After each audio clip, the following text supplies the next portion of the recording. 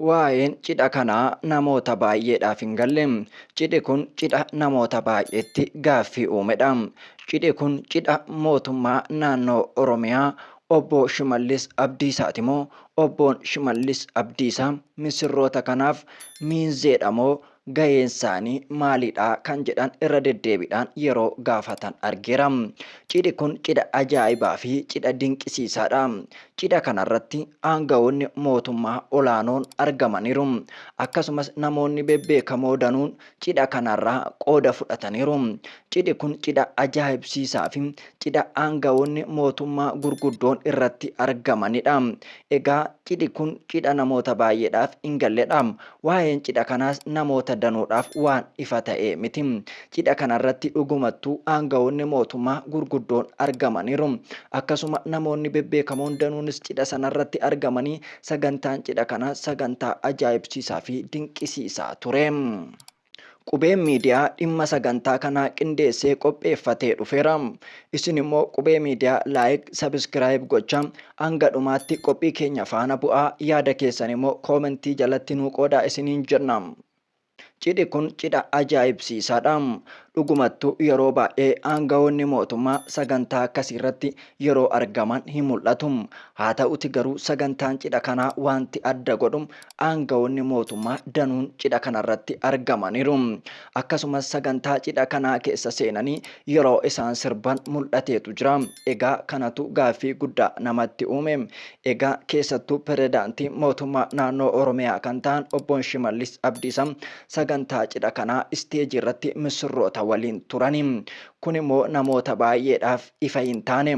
Namoonni immoo waa'ee cidha kanaas gadi ba'anii irraa hin dubbanne. Egaa cidhi ajaa'ibsiisaan kun kan eenyuuti jechuun keessan hin oolu. Gaheen mootummaa naannoo Oromiyaa cidha kana keessatti maalidha jechuun keessan hin oolu. Waayila moo miinzeedha moo akkuma nama tokkotti sagantaa kana waamamanii dhaqamoo jechuun keessan hin oolu. Egaa amma waa'ee cidha kanaa isinitti himuufan deemaa jira. Cidhi aangawoota olaanoo fi namoota beekamoo danuu hirmaachise kun cidha dargaggoo Roobel Furgaasaa fi durbee Hawwii Galataati. Egaa cidha kanarratti aangawoonni mootummaa gurguddaan akkuma isinitti hime argamaniiru. Namoonni bebbeekamoo danuunis argamaniiru. Waayila misirroowwan kanaa kan ta'e keessaa tokko Raachee Tabsaa'edha. Egaa cidha kanarratti namoonni danuun argamaniiru. Egaa cidhi kun cidha dargaggoota kanaati malee cidha mootummaa naannoo Oromiyaa obbo Shimallis Abdiisaa miti. Mootummaan naannoo Oromiyaa akkuma nama tokkotti sagantaa kana hirmaachuudhaaf dhaqani malee waayilan misirroota kanaas miti, abbaa cidhaas miti. Egaa waan aangaa mootummaa ta'eef namni waan hawaasummaa hin hirmaatu jechuu miti. Egaa biyya kana keessatti hin baramne malee biyyoota baay'ee keessatti hawaasummaa hawaasa waliin qooddachuun dirqamaa fi barbaachisaadha.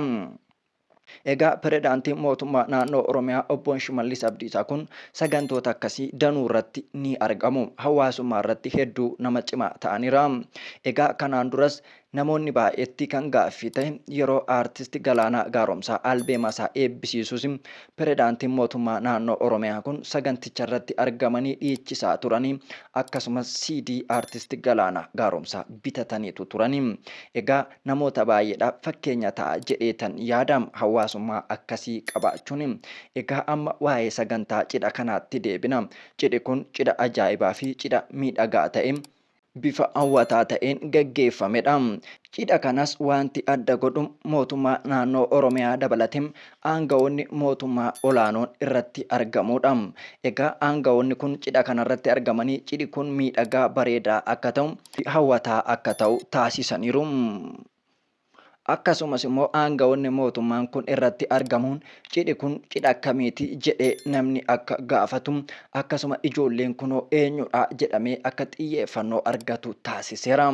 Egaa mootummaan naannoo Oromiyaa achitti argamuunsa cidhi kun ijoo dubbii sooshaal miidiyaa ta'eetu jira. Cidhi kun cidha haala gaarii fi miidhagaa duudhaa safuu hawaasaa eegeen bifa aadaa fi duudhaa uummataa eegeen cidha gaggeeffamedha. Cidhi kun wantoonni aadaa martinuu kan irratti argaman akkasumas dargaggoonni bahanii sirbanii dhiichisanii cidha miidhagaa fi hawwataa akka ta'u taasisaniiru. Cidhi kun bifuma hawwataa fi miidhagaa ta'eetan gaggeeffameetu ture. Waaw, dhugumattuu cidhi kun cidha ajaa'ibaa fi cidha bareedaa ta'edha. Cidhoota bara kana gaggeeffaman keessa cidhi kunis isa tokkodha. Cidha aanga'oota mootummaa hirmaachise keessa cidhi kun cidha bara kanaa keessaa isa jalqabaati yoon jedhe waan dogoggora qabu miti. Gara fuulduraatti immoo cidhoota hedduu irratti aanga'oonni mootummaa akka argamanis abdii qabna. Hawaasummaa waliin qooddachuun asumarraa jalqabaa jechuun barbaada. Hawwii fi roobeel immoo waliin horaa, harrii waliin filadhaa, waliin jaaraa jechuun barbaada. Intala ilmas waliin horaa ergadhaa isiniin jenna. Amma immoo kan cidha keessan qoodanne isin immoo cidha ilmoo keessanii, cidha intala keessanii, kan ilma keessanii isin argisiisu jenna. Cidhi kun dhugumattuu cidha bareedaa fi cidha hawwataa ture. Gara fuulduraatti immoo gaa'ela keessanitti milkaa jedhaa isinis eebbisaa, an eebbiseera. Waliin horanii haa bulan jenna. Egaa eebbi kan Oromoo waan ta'eef nama eebbisuun jaalladha. Isinillee eebbisaa waliin horanii haa bulanii jechuun barbaada. Egaa kan irraa haasa'atii turre cidha roobeel furgaasaa fi hawwii galataati. Qophii keenya dhimma isaanii wal qabatu kan asuma irratti goolabnu waan ta'eef isin immoo adaraa keessan qubee miidiyaa subscribe, like, share gochuu hin dagatina. Yaada keessan immoo koomentii jalatti nuu qoodaan affeerraa keenya yeroo maraati. Egaa qubeen miidiyaa akkuma beekamu qophiiwwan miidhagoo babbareedoo ta'an qopheessaa tureera. Qophii keenya isin darban immoo qubee miidiyaa jala seentanii ilaaluu dandeessu.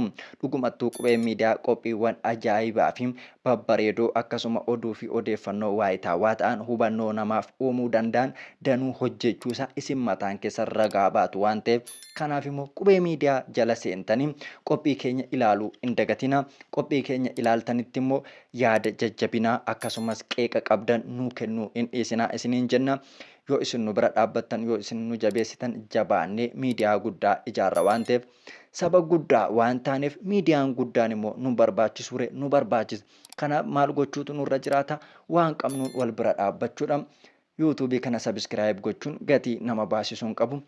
Viidiyoo kana laayik yoo gootan isin yoo isin fayyaduu baate anaan na fayyada. Qophiin kunis namoota baay'ee bira akka ga'u waan taasisuuf laayik gochuu hin dagatina. Yaadni keessan immoo nu ijaaraa nu jabeessa waan ta'eef yeroo maraa yaada keessan kennachuu hin dhiisina. Jajjabina qofa osoo hin taane qeeqa waan sirreessuu qabnu akkasumas waan irratti hojjechuu qabnu yaada keessan nu biraan ga'an yeroo maraa gaaffii keenya waan ta'eef egaa amma yoonaatti yeroo keessan qaalii sana kennitanii waan waliin turtaniif horaa bulaa deebana.